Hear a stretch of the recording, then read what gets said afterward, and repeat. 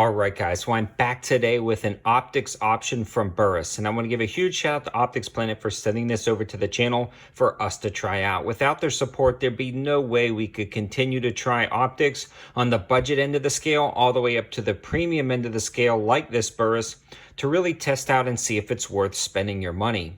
Having a wide variety of optics at my disposal allows me to really dial in and figure out what is going to be good for you. And I'm a huge fan of this Burris, but it comes at a high price. This is a premium option for those long-range AR-15 or bolt-action rifles with a ton of nice features and a really good user interface. But again, the MSRP is pretty high at $1,680. Now that is half and a third of the price of some really premium options, but it is still a pretty penny. Now this is on sale on Optics Planet's website for $1,400, and I have the coupon code 704TAC or 704TAC for 5% off your Optics Planet order.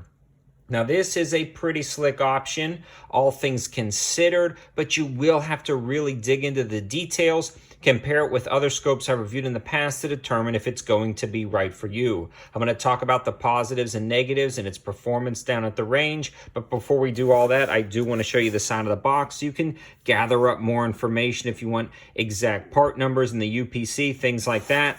Now let's talk about these specs and features and performance at the range.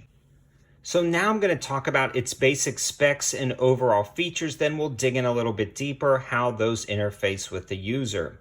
This is a 4-20 by 50 millimeter first focal plane optic, meaning as you zoom in and out, the reticle zooms in and out. So that ballistic drop reticle, the mil reticle, the MOA reticle in the case of this particular optic is going to be effective at every single zoom level. In my opinion, this is really key for precision shooting at a distance, especially if you're using it for hunting or tracking something across a place. This is going to allow you to zoom to maybe the 4, 5, or 6 power setting, allow you to get an incredibly wide field of view, kind of see all your surroundings, and then zoom in to take a precision shot. But knowing that every single zoom level, that reticle is going to be accurate for, again, windage, bullet drop, elevation, everything you would need to calculate. You don't have to worry about what zoom you end up on. The 4-20 is also incredibly versatile. The 4 power is going to allow you to take those close-in shots, even up to about 25, 50 yards with ease, then zooming into the 20 to make those precision shots well past 1,000 yards. So this is going to be a great optic to span a close-up shot to a far-away shot. Now that 50 millimeter objective lens is going to help gather and transmit light. I did a lot of shooting with this at twilight and dusk, and man, did it capture the light and allow you to get a clear sight picture at a distance, even though we were running low on light. When you're spending this much on an optic, you want to check those subtle things, especially light transmission and how well it works at dusk and twilight, and it really did an amazing job of transmitting the light. This one has a 34 millimeter tube, allowing you more transitions or more adjustments up, down, left, and right in the turret system, giving you the ability to really take those distance shots, knowing you have enough adjustment for that bullet drop compensation. And it also helps that transmit that light back to the user. It's got an adjustable diopter located on the back. It has no texturing here. I would like to see some type of texturing on this to help focus it in, but it does a halfway decent job.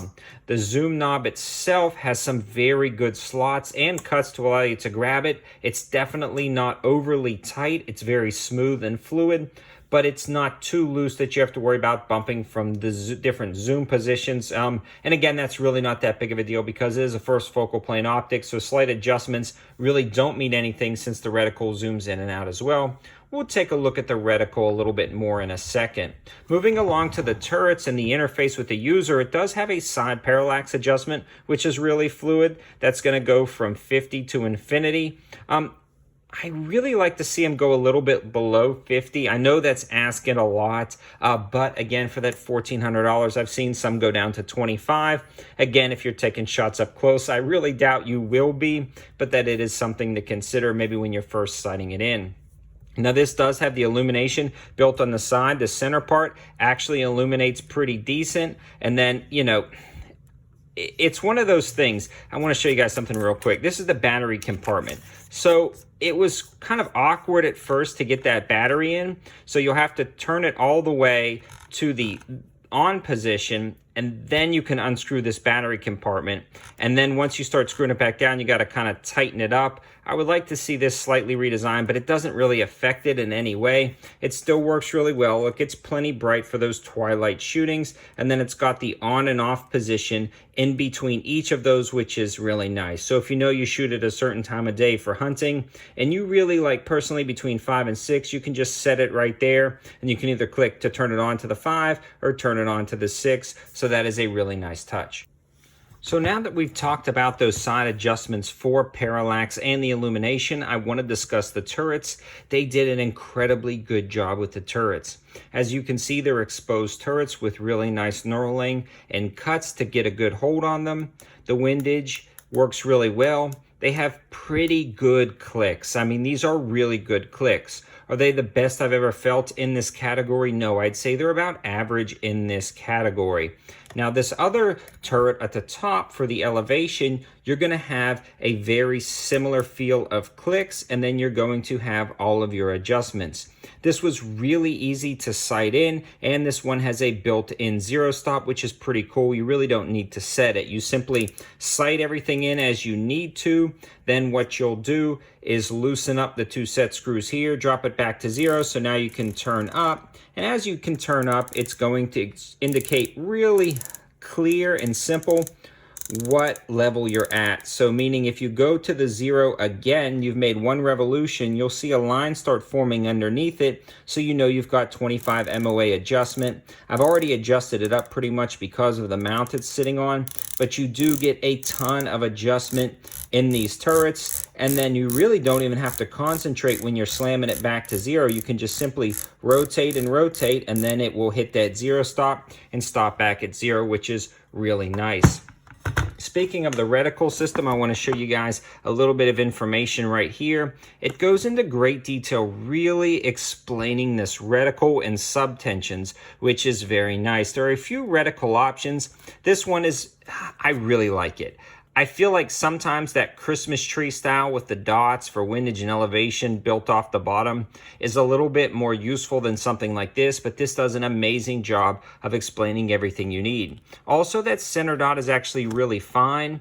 I personally like a chevron there, so you can kind of put the tip on what you're shooting at, an infinity point, but this dot is fine enough to really take distance shots without worrying about it clogging up your target. You can also see what part of the reticle illuminates. That's going to show up in red, and what part doesn't. And then you have leader lines, as you can see in the intro, when you zoom it to the 4 power setting to focus your eyes in the center. So that's pretty good if you're taking shots to 4 or 5 power setting. Overall, I'm a really big fan of the reticle. It seems to work well, especially with the combination of the illumination and the first focal plane. The other thing I want to talk about is glass clarity, eye box, and eye relief. So the glass clarity on this thing is spectacular. It's definitely on par with a $1,000 and up scope. It does a very good job. The edge clarity is incredibly nice. And don't rely on those images in the beginning. That's actually an iPhone looking through a lens system, looking through another lens system attached to this scope. So it definitely degrades the image, but it does give you a pretty good representation of what it looks like looking down the scope. But don't worry about the blurriness around the edge. That's not the scope. That's my camera system taking the image. So this one again has a very crystal clear image all the way to dusk. It's still gathering a lot of light.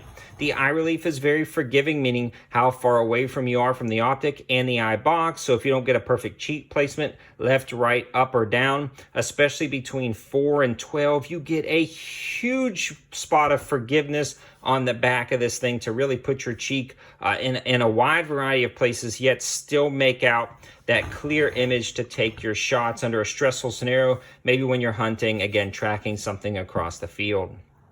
In summary, there are a lot of things I like about this optic. The clear glass, the fact that all of the controls are very elegant, they're designed really well. There are a few things that are lacking, like locking turrets. These are exposed unlocking turrets, so you can just simply grab up and move it. It will click them over, but they are not going to be, in my opinion, accidentally bumped like some others. They are a little bit stiff, which is good because they are exposed with no caps. And overall, the reticle is nice. I feel like it could be slightly better compared compared to some of the others in the market. But in general, it's a very good optic for the money, definitely on par with things in this category. You will, though, have to parse out some of these specs and features and see what you like. But I think if you get this, you will not be disappointed in the quality for money. Again, I want to give a huge shout out to Optics Planet for sending this over to the channel. This is actually sitting on top of a Bear Creek Arsenal upper. I know, right? A premium top tier optic on a high value and budget upper, but BCA barrels are really performing well. I was shooting this thing sub MOA all day with this setup. I also want to give a huge shout out to Callaway Ballistics for donating the 223. Again, I was getting 1 MOA out of their just basic range ammo with this setup. So that says a lot about getting a good setup, especially with an optic like this. You can really put rounds downrange for a distance. This is a pretty slick setup, although I believe the scope itself kind of outclasses everything else in this build. It may transition to something else in the future. So all of the information, unfortunately I can't link, but all of the specs, features, and info will be in the description below to help you find this, as well as that coupon code 704TAC to save you some money. Thanks for watching, guys. Have a good one.